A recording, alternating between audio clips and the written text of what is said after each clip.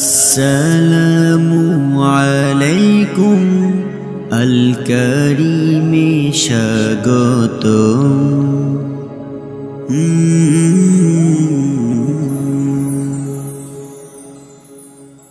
সকলেই জানি যে আল্লাহ তাআলা জান্নাত আমাদেরকে দেবে। কয়টা দেবে তাও জানে। জান্নাত কয়টা সবাই জানি, সবাই জানি না? জান্নাত কয়টা? 8টা না?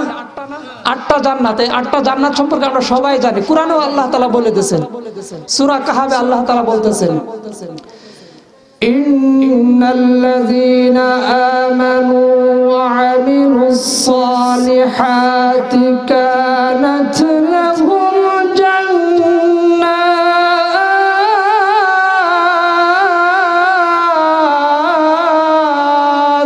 আল্লাহু আকবার। কানাত লাহুম জান্নাতুল ফিরদাউসি নুজুলা।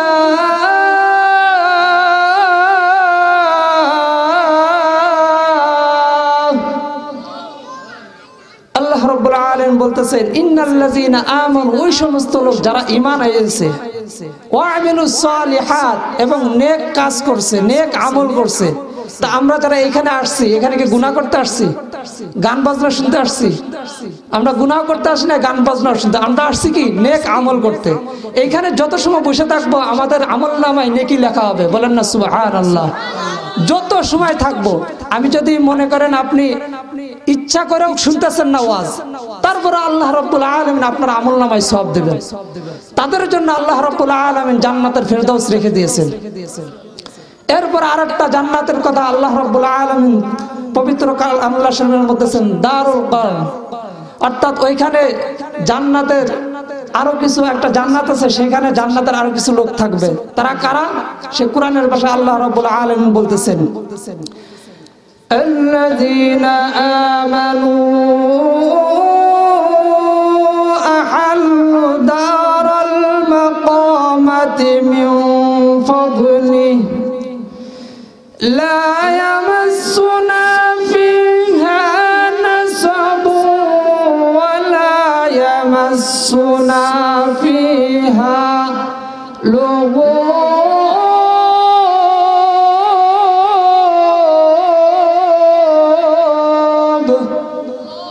আল্লাহ রাব্বুল আলামিন বলতেছেন যে যারা সৎ কাজ করবে এবং তার উপর কি থাকবে? কায়েম থাকবে, তাদেরকে আল্লাহ রাব্বুল আলামিন দারে মাকাম দেবেন। কি দেবেন? দারে মাকাম। অর্থাৎ জান্নাতের আরেকটা নাম আছে কি? দারে মাকাম। এরপর আল্লাহ রাব্বুল আলামিন আরেকটা জান্নাত দিয়েছেন, সেই জান্নাতের নাম হলো দারুল করার। কি? দারুল করার। আল্লাহ রাব্বুল আলামিন সূরা তার কালামুল্লাহ পাকের মধ্যে বলতেছেন, ইয়া কওমি ইন্নামা হাযিহিল হায়াতুদ দুনিয়া মাতা',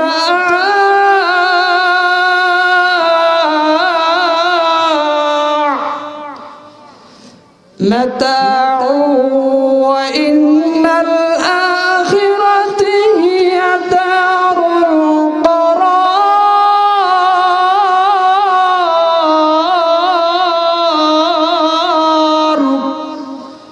আল্লাহ রাব্বুল আলামিন বলতেছেন, হে কওমবাসীরা, এই যে দুনিয়াটা যা দেখতেছো না, এটা ক্ষণস্থায়ী।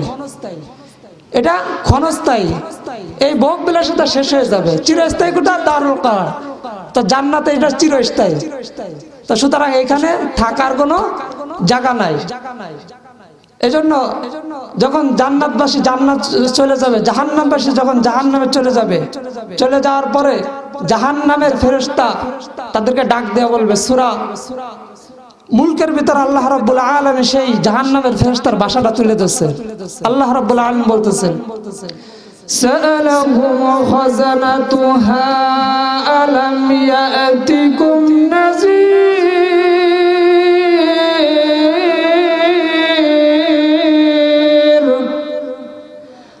ও জাহান্নামবাসী, তোমরা যে আজকে জাহান্নামে এসেছো, তোমরা যখন দুনিয়াতে ছিলে, দুনিয়াতে থাকা অবস্থায় তোমাদের কাছে কি কোনো নবী রাসূল যায় নাই? তোমাদের কাছে কি আল্লাহ রাব্বুল আলামিনের পক্ষ থেকে কোনো কিতাব যায় নাই?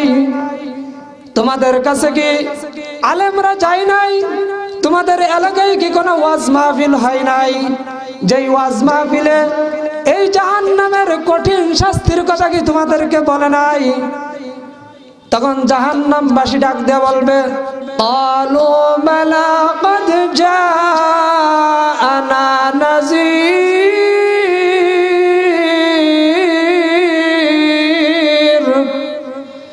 তারা ডাক দিয়ে বলবে, অবশ্যই অবশ্যই আমাদেরকে ভয় দেখাইছিল, আমাদের এলাকায় ওয়াজ মাহফিল হয়েছিল, আমরা তো সেই ওয়াজ মাহফিলে যে ওয়াজ শুনি নাই, রাস্তায় বসে বসে আড্ডা দিয়েছি এবং চার দোকানে বসে টিভি সিনেমা নিয়ে ব্যস্ত ছিলাম।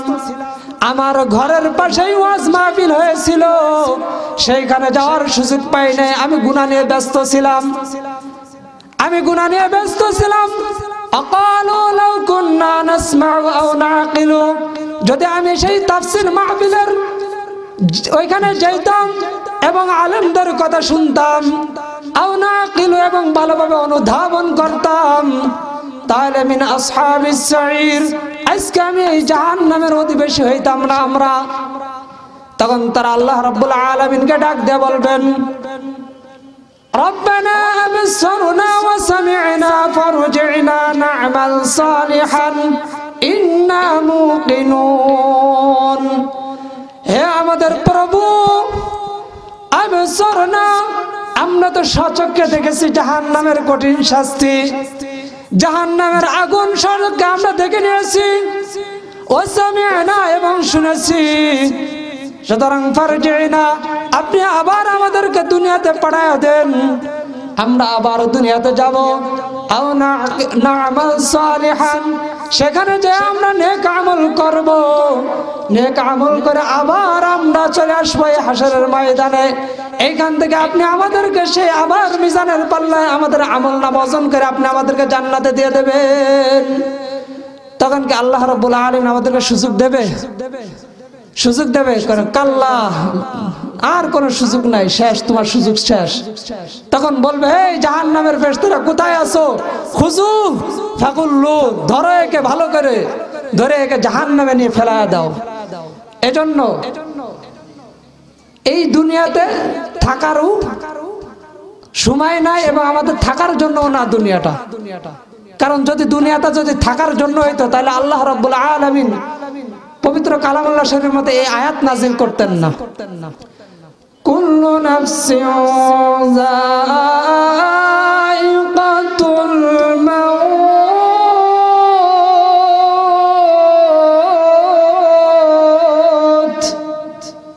আল্লাহ রাব্বুল আলামিন বলতেছেন, পৃথিবীতে যত প্রাণী আছে সব প্রাণীর মৃত্যুর স্বাদ আস্বাদন করতেই হবে। ইলাইহি তুরজাউন, অথবা ইলাইহিন নুশুর, অথবা আমাদেরকে ফেরত যাইতেই হবে এবং অথবা আমাদেরকে একত্রিত হইতেই হবে। সুতরাং দুনিয়াতে থাকার জায়গা না, দুনিয়াতে থাকতে চাইলেও আপনি থাকতে পারবেন না। কারণ সূরা আর রহমানে আল্লাহ রাব্বুল আলামিন বলে দিয়েছেন, কুল্লু মান আলাইহা ফান ওয়া ইয়াবকা ওয়াজহু রাব্বিকা যুল জালালি ওয়াল ইকরাম।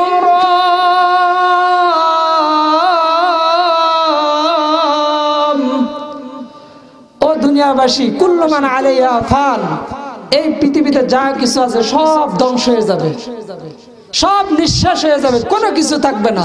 ওয়ায়াবকা ওয়াজহু রাব্বিক, একমাত্র আমার রবই থাকবে, বাকি আর কিছুই থাকবে না। এজন্য যতই বাহাদুরি করো, যতই মস্তানি করো, যতই শক্তি দেখাও, যত টাকা পয়সা আছে, যতই কিছুই বাহাদুরি করো, কোনো লাভ নাই, একদিন ফেরত যেতেই হবে। এজন্য ফেরত যেহেতু চলেই যাব আর আমাদের থাকার সুযোগ নাই, সুতরাং আমাদেরকে সেই আমল করেই যাইতে হবে, রসুলের সেই অনুসরণ করে আদর্শ নিয়ে আমাদের যেতে হবে। এজন্য আমি পবিত্র কালামুল্লাহ শরীফ থেকে একটা আয়াত তেলাওয়াত করেছি। আল্লাহ রাব্বুল আলামিন বলতেছেন, লাকাদ জাআকুম রাসূলুম মিন আনফুসিকুম আজিজ, যে আমি তোমাদের কাছে একজন রসুল পাঠাইছিলাম, সে তোমাদের কাছে আসছে এবং শুধু এসে শেষ নাই, সে তোমাদেরকে এত ভালোবাসা দিয়েছে, এত ভালোবাসা দিয়েছে, পৃথিবীতে এমন ভালোবাসা আর কেউ দিতে পারে নাই, এত ভালোবাসা আর পৃথিবীতে কেউ দিতে পারে নাই, কারণ তিনি কখনো নিজের চিন্তা করেন নাই।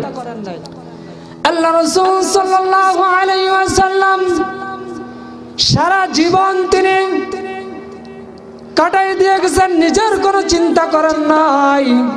সব সময় তিনি বলতেছেন উম্মতি উম্মতি। শেষ রাতে তাহাজ্জুদের জায়নামাজ দাঁড়িয়ে আল্লাহ রাব্বুল আলামিনের কাছে নিজের সম্পদের কথা চান নাই, জায়গা জমি চাই নাই, কোন ঘর বাড়ি চাই নাই, কোন স্বর্ণ চাই নাই। সিজদায় যায় মাওলার কাছে বলতেছে, মাওলা পৃথিবীতে আমি কিছু চাই না, কিছু চাই না, শুধু আমার উম্মতের নাজাত চাই। আপনি আমার উম্মতের নাজাত দেন, আপনি আমার উম্মতের নাজাত দেন। প্রত্যেকটা ক্ষেত্রে আল্লাহ রাসূল সাল্লাল্লাহু আলাইহি ওয়াসাল্লাম তার উম্মতের কথা ভেবে গেছেন, নিজের কথা ভাবেন নাই।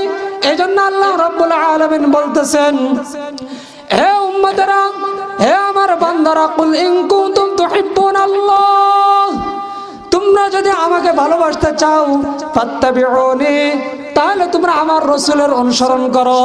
কেন আল্লাহ রাব্বুল আলামিন বললেন তার রাসূলের অনুসরণ করতে? কারণ আল্লাহ রাসূল সাল্লাল্লাহু আলাইহি ওয়াসাল্লাম পৃথিবীতে যতটা সময় ছিলেন প্রত্যেকটা সময় তিনি উম্মতের কথা ভেবে গেছেন। আল্লাহ রাসূল সাল্লাল্লাহু আলাইহি ওয়াসাল্লাম তিনি যখন সাহাবীদেরকে নিয়ে একদিন বসে জান্নাত এবং জাহান্নামের কথা বলতেছিলেন, জান্নাত এবং জাহান্নামের কথা এবং হাসরের কথা যখন আলোচনা করতেছিলেন, তখন এক সাহাবী ডাক দিয়ে বললেন, ইয়া রাসূলুল্লাহ, ইয়া হাবিবাল্লাহ, আপনি যেভাবে হাসরের ময়দানের কথা বলতেছেন, কঠিন ময়দানের কথা বলতেছেন, ওই হাসরের কঠিন ময়দানে তো আপনাকে আমাদের খুব দরকার পড়বে, আপনাকে আমরা কোথায় পাবো? আল্লাহর নবী ডাক দিয়ে বলতেন, ও আমার সাহাবী, হাসরের সেই কঠিন ময়দান, যেই ময়দান সম্পর্কে আল্লাহ রাব্বুল আলামিন সূরা আবাসার ভিতর বলতেছেন, ইয়াউমা ইয়াফিরুল মারউ মিন আখিহি ওয়া উম্মিহি ওয়া আবিহি ওয়া সাহিবাতিহি ওয়া বানিহি। ভাই তার ভাইকে দেখলে পালাইতে থাকবে, বোন তার বোনকে দেখলে পালাইতে থাকবে, সন্তান তার পিতাকে দেখলে পালাইতে থাকবে, মা তার সন্তানকে দেখে বলবে আমার দুনিয়াতে কোনো সন্তান ছিল না, আমার কোনো সন্তান ছিল না। এমনকি হযরত আদম নবীনা আলাইহিস সালাতু ওয়াস সালাম থেকে নিয়ে হযরত ঈসা নবীনা আলাইহিস সালাতু ওয়াস সালাম পর্যন্ত প্রত্যেকটা নবী নিজেকে নিয়ে ব্যস্ত থাকবে আর বলতে থাকবে, ইয়া নাফসি ইয়া নাফসি, হায় আফসোস হায় আফসোস, এখন আমার কি হবে? আল্লাহ রাব্বুল আলামিন তার হাবিব শুধুমাত্র নিজের চিন্তা নিয়ে ব্যস্ত থাকবেন না, তিনি নিজের কখনো চিন্তা করবেন না। অথচ তিনার তো স্থান ছিল মাকামে মাহমুদ, তার এমন একটা সুন্দর স্থান থাকবে, তার শান্তিপূর্ণ একটা স্থান থাকবে, কিন্তু তিনি সেইখানে থাকবেন না, তিনি তার উম্মতের নিয়ে ব্যস্ত থাকবেন। আল্লাহর নবী ডাক দিয়ে বলতেছেন, ও আমার সাহাবী, হাসরের ময়দানে তিনটা ঘাঁটি থাকবে, তিনটা ঘাঁটির যে কোনো একটা ঘাঁটিতে তোমরা যদি আমাকে খোঁজো সেইখানে আমাকে পেয়ে যাবে। আল্লাহর নবীর সাহাবী ডাক দিয়ে বললেন, ইয়া রাসূলুল্লাহ, ইয়া হাবিবাল্লাহ, সেই ঘাঁটিগুলো কোন কোন ঘাঁটি? আল্লাহর নবীকে যখন প্রশ্ন করলেন, আল্লাহর নবী ডাক দিয়ে বললেন, আল্লাহ রাব্বুল আলামিন ইন্না আ'তাইনাকাল কাউসার, আমাকে সূরা কাউসার দান করেছেন, আমাকে হাউজে কাউসার দান করেছেন। সেই হাউজে কাউসারে আমি বসে থাকব, কারণ হলো হাসরের একটা কঠিন একটা ময়দান, যে ময়দানে মানুষ সকল ব্যস্ত থাকবে, কেউ কাউকে চিনবে না, কেউ কারো নিয়ে চিন্তা করার সুযোগ থাকবে না। এমনকি মাথার আধা হাত উঁচুরে সূর্য থাকবে, এই সূর্যের তাপে মানুষ সে তার শরীর ঘামক্ত হয়ে যাবে এবং তার পিপাসায় তার অন্তরের ছাতি ফেটে যেতে থাকবে। আল্লাহর নবী ডাক দিয়ে বলতেছেন, আমি হাউজে কাউসারের গোড়ায় বসে থাকবো, আমার উম্মতের এমন পিপাসা লাগবে, ওই পিপাসার সময় তারা পানি পানি করে ছুটাছুটি করবে, আমি হাউজে কাউসারে বসে আমার উম্মতকে ডাক দেব, কোথায় আমার উম্মত? আসো আসো আমার কাছ থেকে তোমরা হাউজে কাউসারের পানি পান করে যাও। তখন উম্মতরা আল্লাহর নবীর কাছ থেকে হাউজে কাউসারের পানি পান করবে। যারা একবার আল্লাহ রাসূল সাল্লাল্লাহু আলাইহি ওয়াসাল্লামের কাছ থেকে হাউজে কাউসারের পানি পান করবে, 50,000 বছর পর্যন্ত তাদের আর দ্বিতীয়বার আর পানির পিপাসা লাগবে না। সুবহানাল্লাহ। এরপর আল্লাহর রাসূল ডাক দিয়ে বলতেছে, ও আমার সাহাবী, যদি তুমি আমাকে হাউজে কাউসারের কাছে না পাও তাহলে তুমি চলে যাবা হাশরের ময়দানে 2 নম্বর ঘাটে। যেই ঘাটি সম্পর্কে আল্লাহ রাব্বুল আলামিন বলতেছেন, অনদুল মাওয়াজিনাল কিসত লিয়াউমিল কিয়ামাতি ফালা তুযলামু নাফসুন শাইআ। হাশরের 2 নম্বর ঘাটে, যেখানে কারোর সাথে কোনো জুলুম করা হবে না। যে যতটুকু দুনিয়াতে কামাই করেছে তার ততটুকু দেওয়া হবে, 1 জাররা পরিমাণ তার কাছে রাখা হবে না।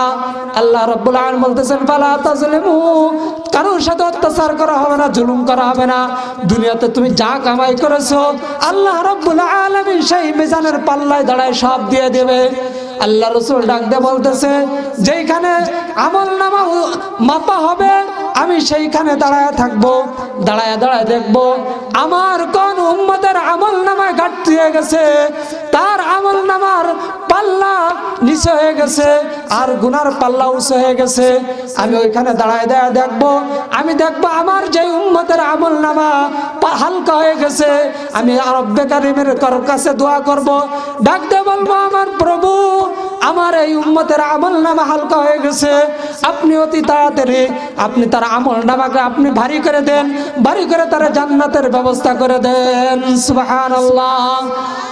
এরপর আল্লাহর রাসূল ডাক দিয়ে বলতেছেন, হাশরের 3 নম্বর ঘাটি, যেই ঘাটি সম্পর্কে আল্লাহ রাব্বুল আলামিন পবিত্র কালামুল্লাহ শরীফের মধ্যে বলতেছেন, ওয়া ইম মিনকুম ইল্লা ওয়ারিদুহা কানা আলা রাব্বিকা হাতমান মাকদিয়া।